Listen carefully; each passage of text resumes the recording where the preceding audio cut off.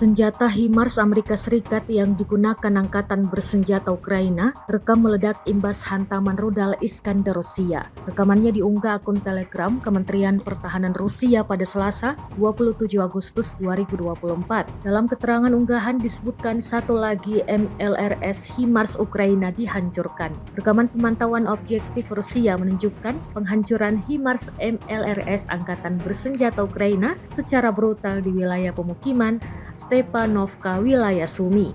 Posisi sistem rudal, peluncuran ganda HIMARS buatan Amerika Serikat yang terbuka, terkena serangan rudal oleh awak sistem rudal operasional taktis Iskander M dalam hitungan menit.